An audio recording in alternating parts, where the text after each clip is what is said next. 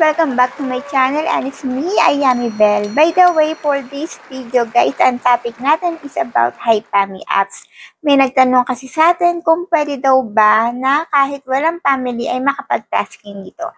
Yes guys, kahit wala kang family dito ay pwede ka mag-tasking kasi self-withdrawal naman siya. At by the way, bago natin simulan yung video guys, ito nga pala ang nanalo sa ating nakaraang pag-giveaway. Ayan guys. So, paano nga ba kayo sasali sa ating pag-giveaway? Ang gagawin nyo lang, syempre, mag-like, mag-subscribe, mag-comment related sa video, at syempre, i-share nyo ang ating video, at syempre, i-follow nyo ang ating social media account. So, ayun guys, simulan na natin ang ating video para sa inyong iba pang katanungan.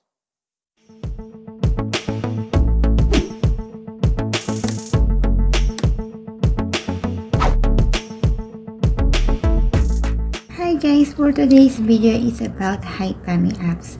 Meron kasi nagtatanong sa atin kung pwede daw ba sila makapag-tasking kahit wala silang agency. Kahit wala kayong family dito guys, pwede kayong makapag-tasking. Click nyo lang to, download nyo lang siya, and then makikita nyo itong daily tasks.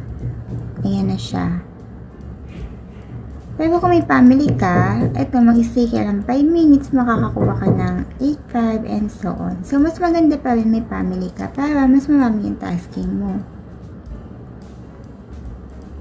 Then, claim mo lang yung mga yan, guys.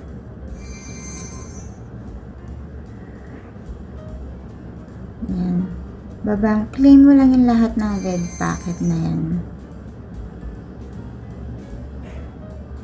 And then, ayan na siya. Mas maganda kung naka-binding yan. Harvest ka lang dito. Antayin mo lang yung oras dyan, guys. So, isa pang ways of earning dito, yung pag-i-invite. Ayan, invitation. So, may mga games din dito guys kung gusto mo maglaro. Kung gusto niya maglaro.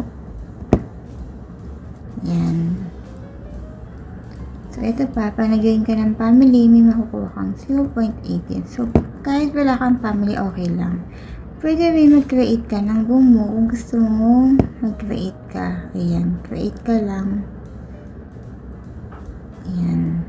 So, ako hindi guys, ayan. So, kayo bahala.